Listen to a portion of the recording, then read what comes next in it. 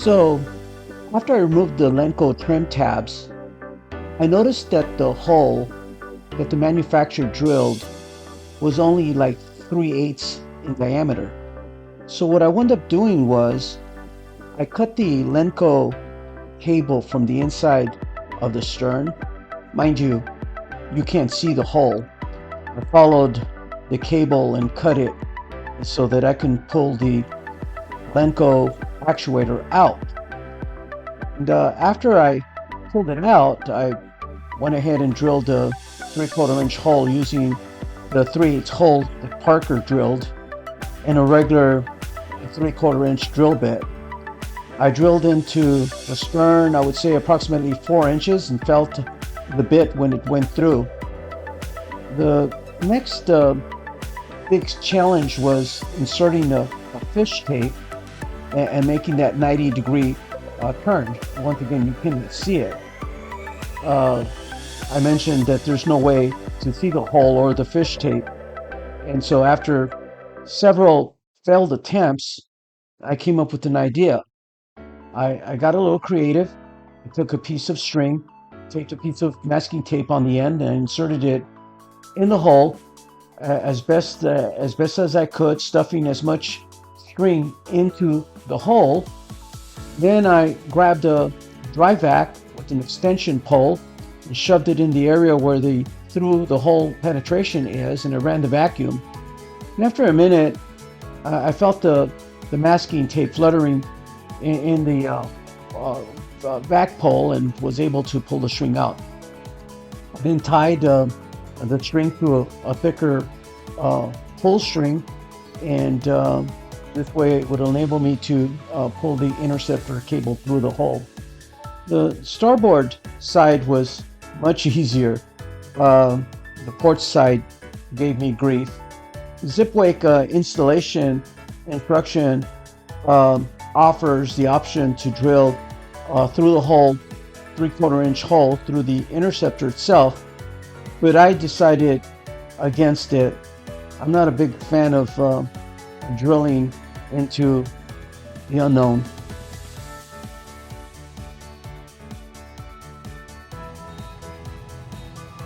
These are the screws that I removed from the trim tabs.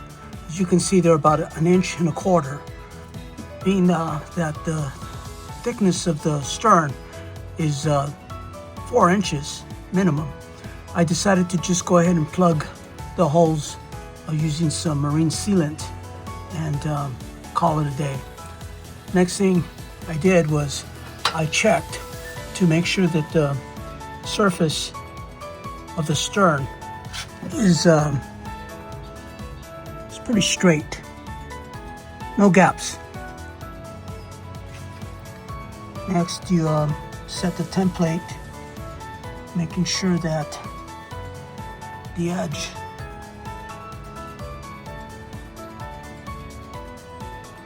is straight, and it is. Then tape it.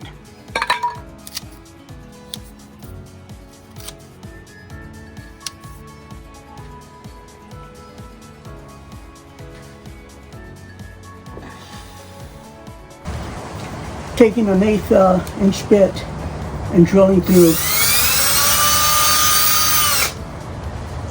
each one of these.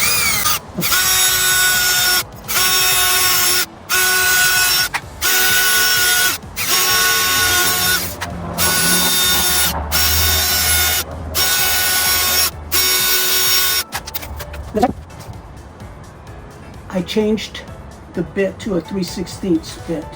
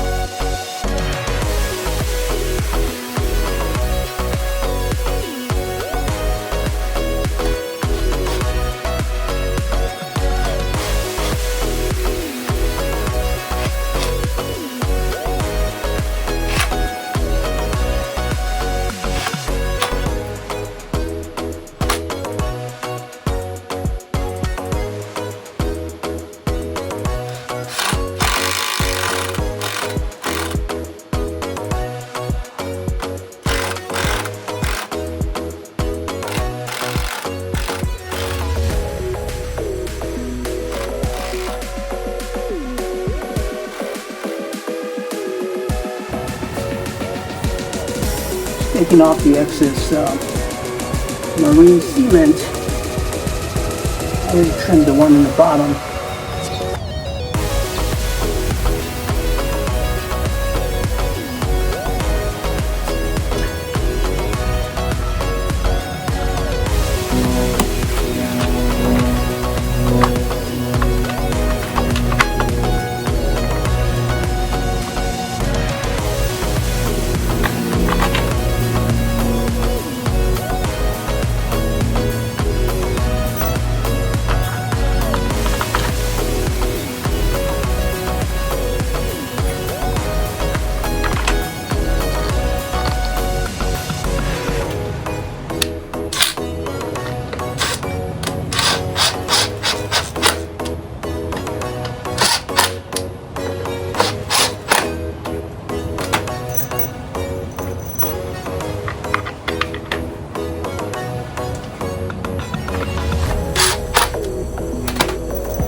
Not torquing these down yet.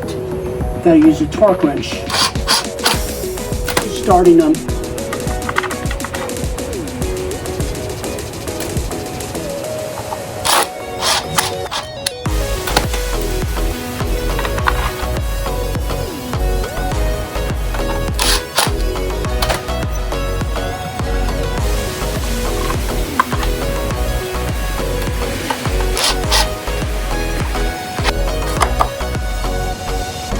So I've got a T30 T-handle. I'm just doing this by hand.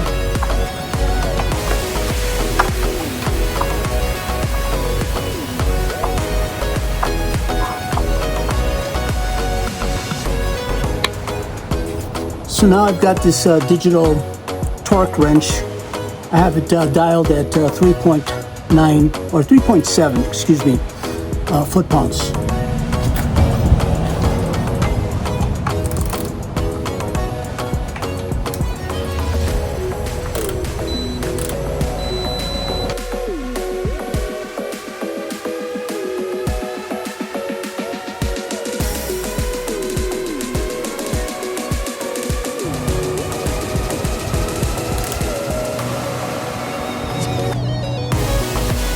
Gotta be at 3.7.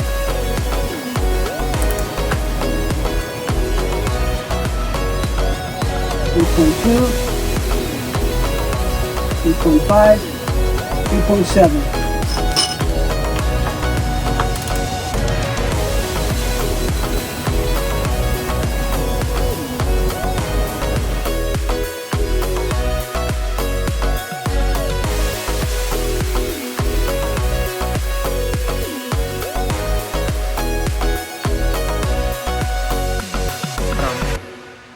There's this little part here that sticks out, the lower part of the stern. I don't think it's going to affect anything when the blades go down. So I ran out of day today, and I'm gonna resume this project in the AM.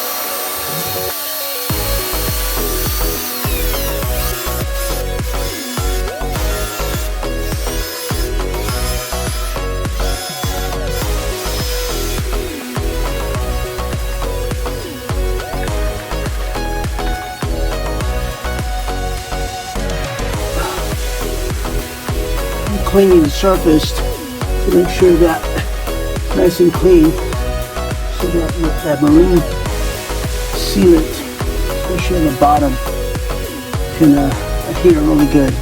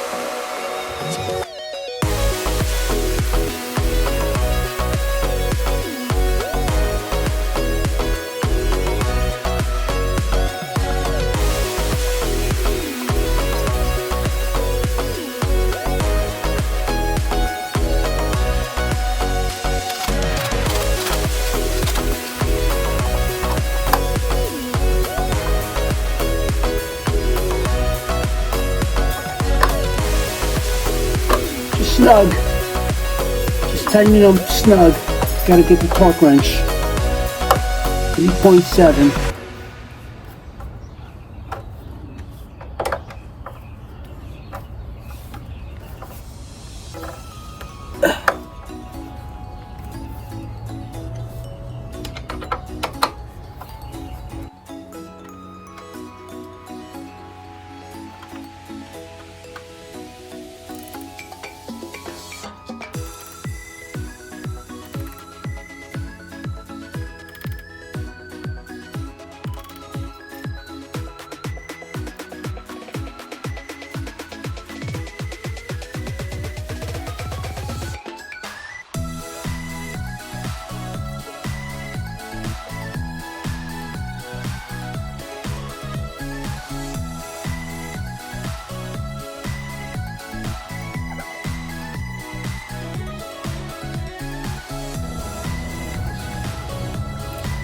Got the torque wrench, 3.7.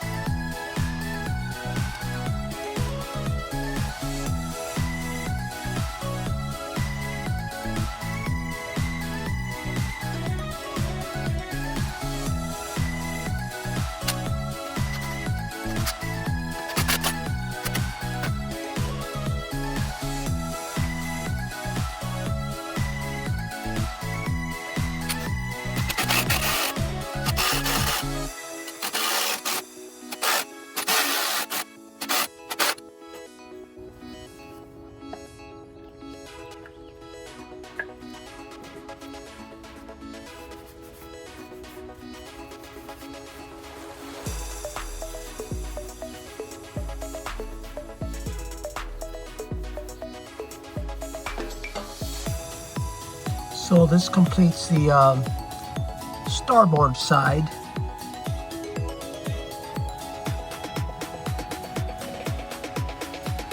It's okay to me.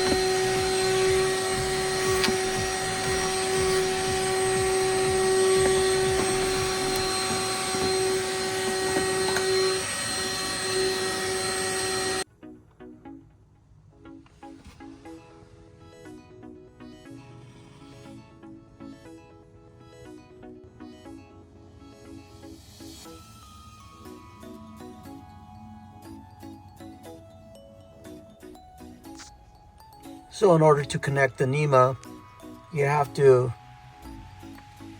disconnect the end plug to the tree. Just pull it out.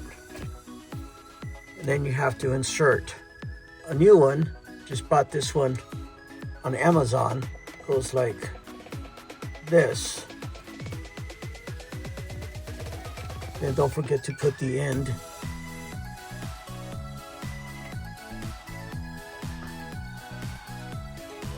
It's hard to do it and film at the same time.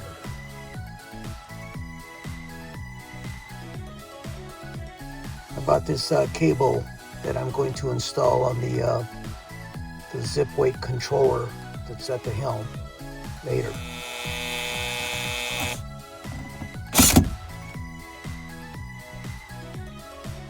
So I've got the wire ready for the ZipWake controller that's going on the helm.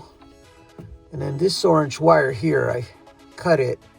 It was on the Lenco trim tab, and it's going to be connected to the keyed terminal on the back of the controller. Okay, I've got the cable that goes to the distribution unit connected. I've got the cable for the NEMA, and I've got that orange cable that is the switched key. Doing this with the T-handle so I don't overdo it.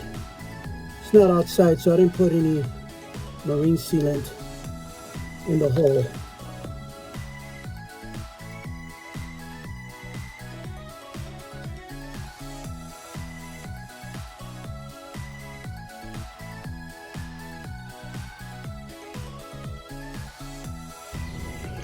So I wound up having to install the distribution unit on the stern, right in the middle, as per the instructions.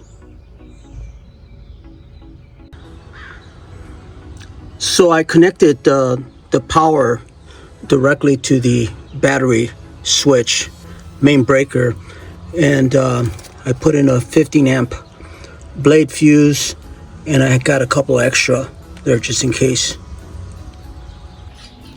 So that pretty much wraps it up. The install of this ZipWake 450S Chine wasn't all that difficult. Just a little labor intensive, running cables the way I want them. So hopefully you enjoy. Take care. So I decided to include this clip in the installation video. It covers my experience with the setup, the initial setup procedures. When I turned on the key switch into the boat, the controller naturally booted up, and then it prompted me to initialize a setup. I should have skipped it, really, and gone straight to the menu so that I could change the unit of measurement from, I'm gonna say, from European to USA, or metric to standard. Take your pick. I'm a patriot. And then I began to check the following. Another thing that I did is I hit the menu, and then I went to set units, select, and I went to miles per hour, Fahrenheit, length is foot, weight is pound, and then I hit select.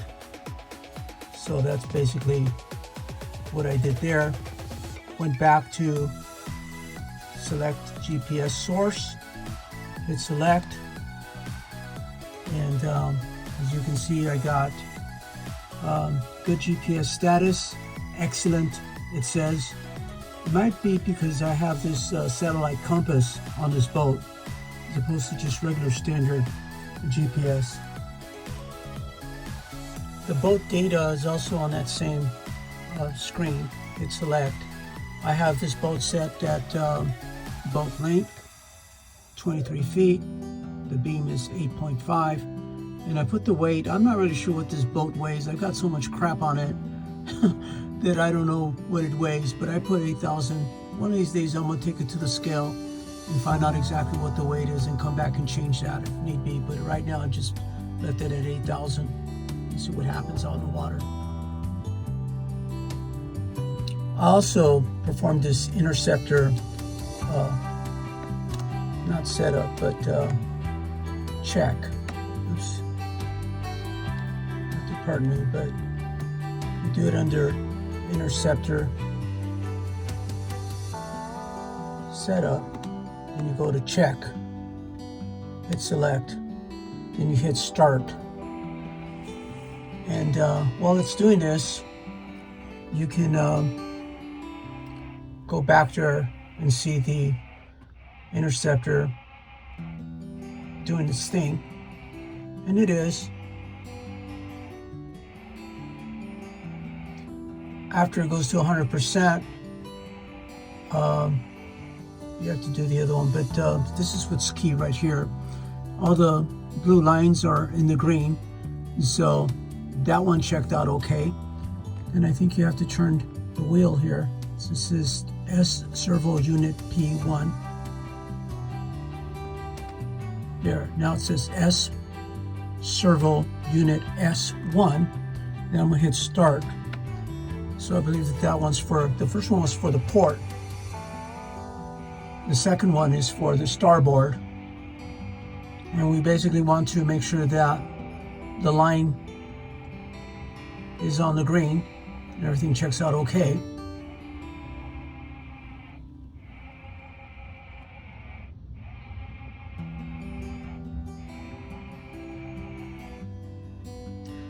And it is. Everything looks good. Everything checked out okay right here. I hit back. Also decided to change the setting on the pitch. And so I hit this button here, and then I go to auto setup, and then I hit select, and then I hit select again. And what I did here was I lowered the percentage on the interceptors. So at 1 mile an hour, it's 0%. 2 miles is 0. It's all the way 0 until I reach 10 miles an hour. 10 miles an hour, actually 12. It goes to 100%, and then it just starts retracting. That's what I did.